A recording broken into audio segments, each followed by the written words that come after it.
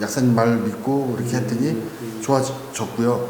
3개월 정도 되니까 진짜 눈에 띄게 좋아졌고 6개월 정도 되니까 어우 다 낫다 싶을 정도로 애가 너무 컨디션도 좋고 하더라고요. 그런 식으로 1년 정도 이제 먹으니까 와 진짜. 네, 안녕하세요. 네, 안녕하십니까. 반갑습니다. 네, 멀리서 오시느라 고생 많이 하셨습니다. 네, 날씨도 춥고 눈도 또 와서 어제 좀 눈이 와가지고 오늘 좀 걱정을 많이 했는데 그래도 오늘은 그래도 날씨만 추웠지 눈이 안 와서 잘 왔습니다. 고맙습니다. 멀리서.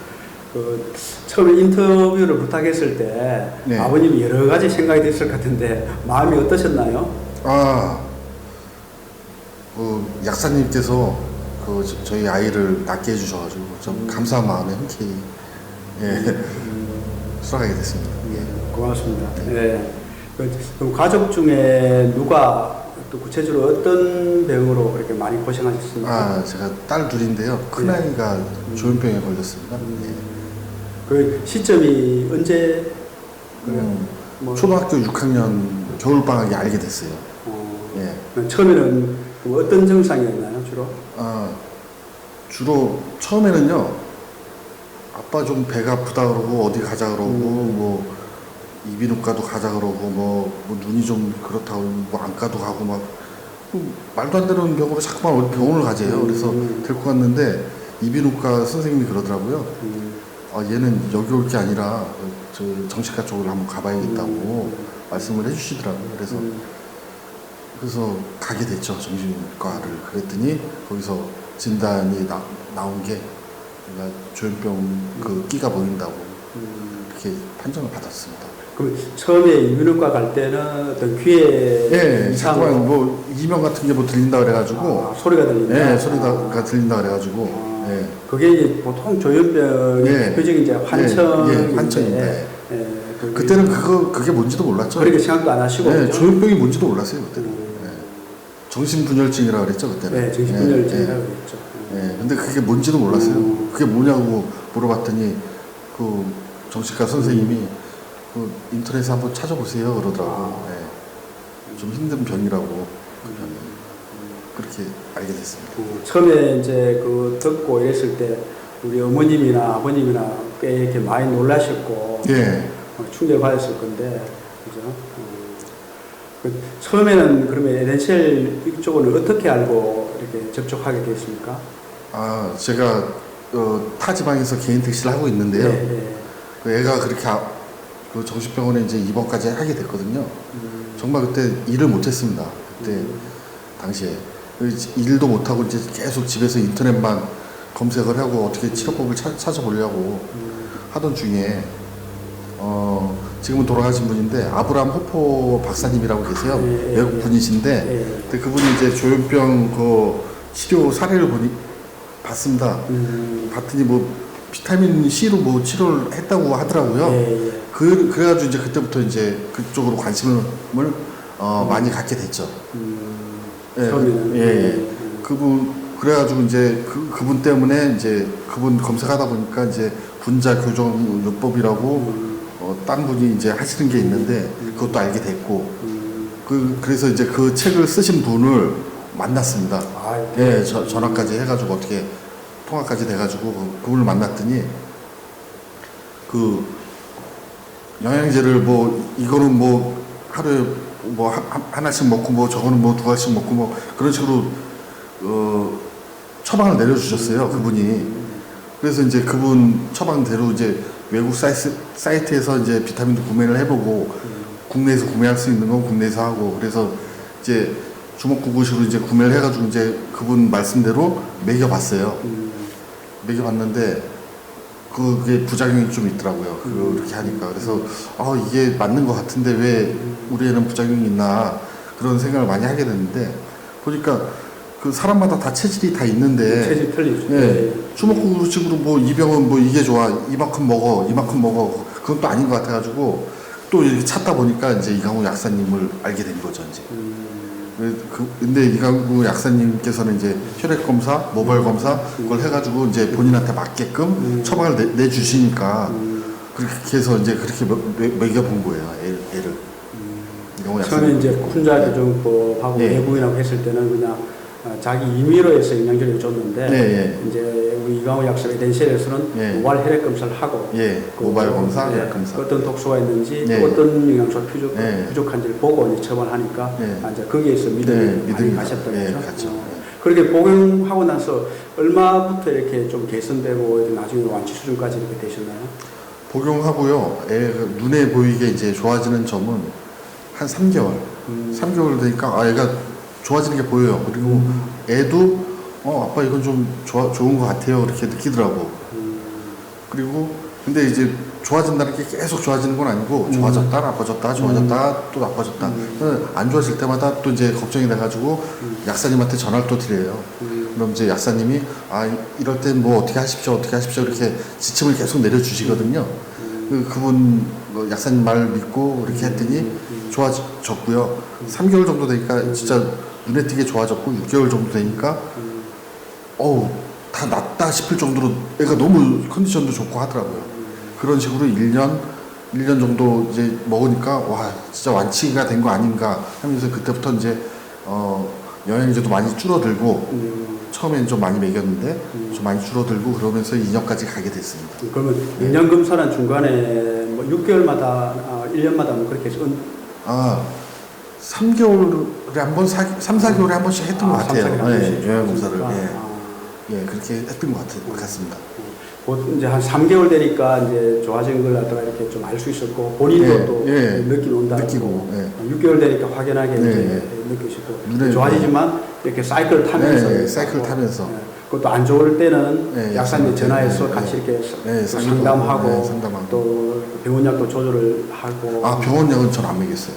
아예 그때 처음에 입원했을 때 4, 5개월은 먹였는데 3, 4개월, 4, 5개월은 먹였는데 병원약은 좀 안 맞는 것 같더라고요. 애가 어떤 부분이 좀 애가 좀 많이 붓고 살이 찐다기보다도 좀 붓는 느낌이었어요. 많이 붓고 애가 무기력해지고 입원했을 당시에 면회를 가면 애가 아빠 울렸어요 하면서 침도 이렇게 흘리고 그래서 이거는 좀 아닌 것 같더라고요. 그래서 저는 처음부터 좀 안 믿었어요. 병원. 그래서 아마 정신병원에서 병원약을 이제 오래 먹고 이러면 부작용으로 그 침도 조금 올리고 인지력이 조금 저하되고 좀 이렇게 말도 좀 어눌해지는 사람도 있고 그런 증상을 저희들도 많이 얘기하더라고요. 그렇습니다. 그리고 어머님도 당뇨병으로 이렇게 고생하시다가 에덴셀 덕분요법에서 완치됐다고 들었는데 그것도 간단하게 한번 말씀 부탁드립니다. 저희 애가 이제 한 1년 정도 약을 먹고 이제 많이 좋아져가지고 근데 집사람도 이제 당뇨가 있었어요. 임신성 당뇨로 해가지고 그때부터 당뇨로 고생을 했고 근데 이제 당뇨병만 얘기를 하시는데 저희 집사람은 한 초년 때부터 고생했던 게 햇빛성 알러지라고 있습니다. 햇빛만 받으면은 좀 피부를 막 긁고 막 울긋불긋해지고 트러블이 일어나고 하는 그런 병인데 여름에도 반팔을 못 입어요. 그것 때문에 햇빛 때문에 그거를 초년 때부터 계속 알아왔거든요. 그래서 약사님한테 이제 상의를 한번 드려봤어요.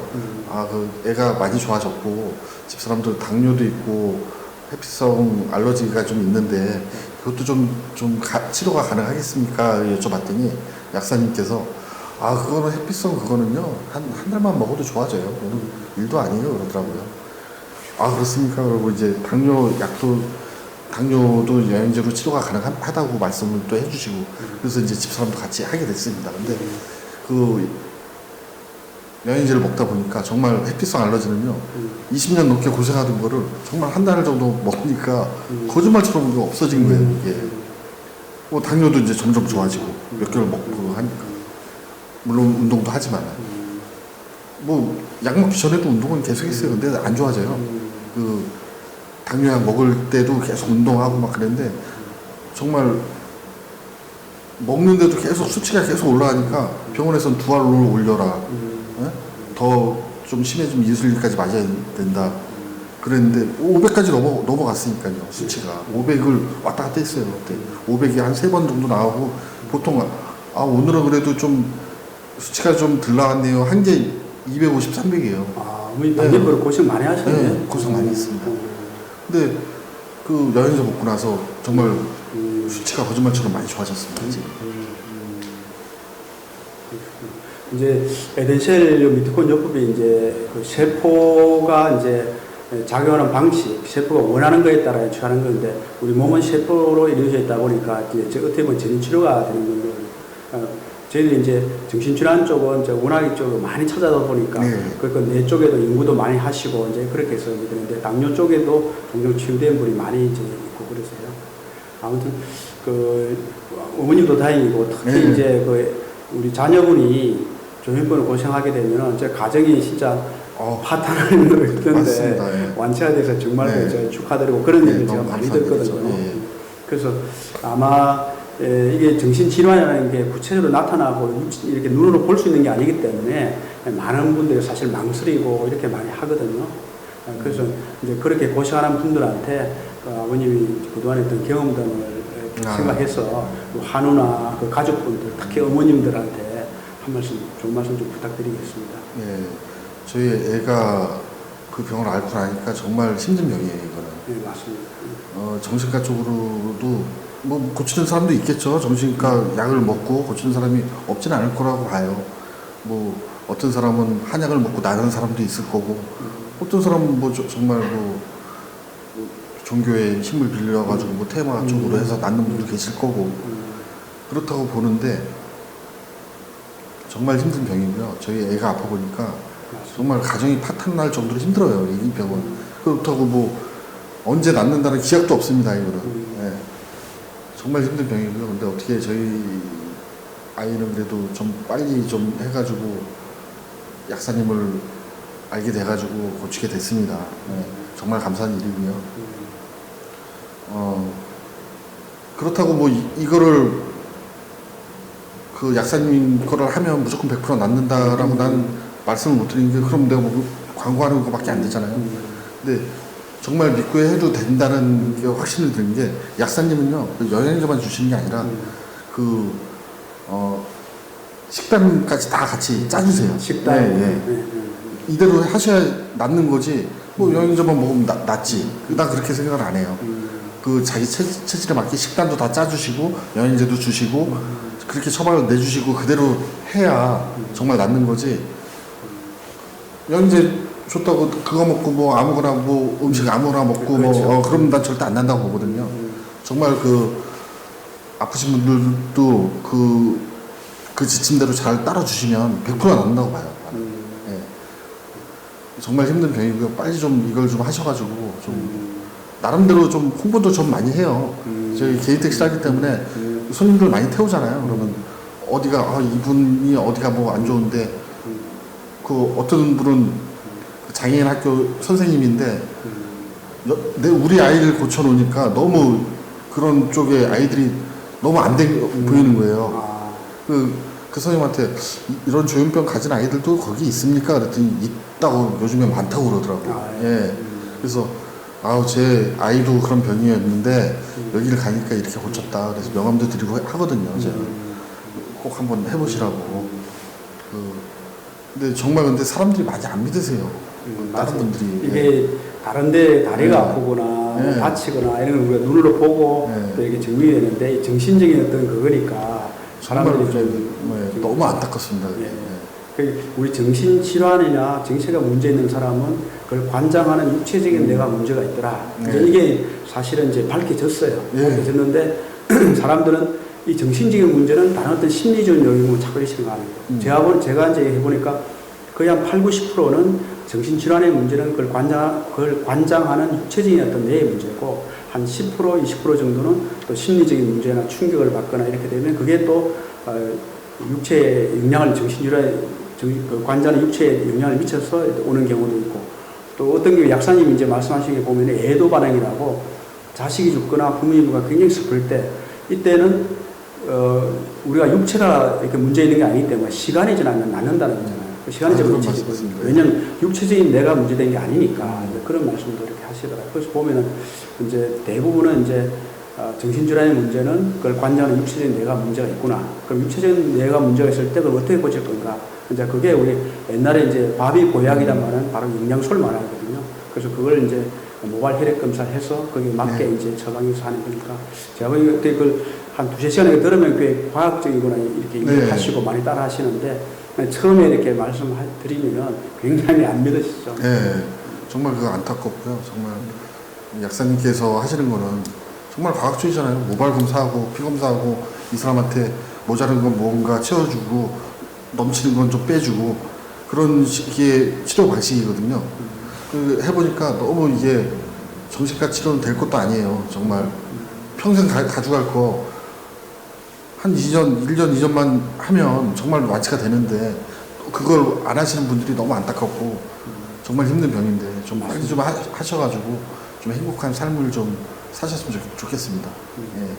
아무튼 좀 쉽지 않은 인터뷰인데 이렇게 먼 길까지 오셔서 또 약사님한테 이제 고마운 마음에 예. 또 다른 이제 같은 이제 예. 질환 안 주시는 분들한테 좀 어떤 좋은 기회가 되길 바라는 예, 마음이 그렇습니다. 있으시는데 정말 저 감사드리고 또 완치된 거 축하드리고 그간의 고생 진짜 많이 하셨습니다. 한 번 더 감사의 말씀 드립니다. 네. 고맙습니다. 예, 감사합니다. 네.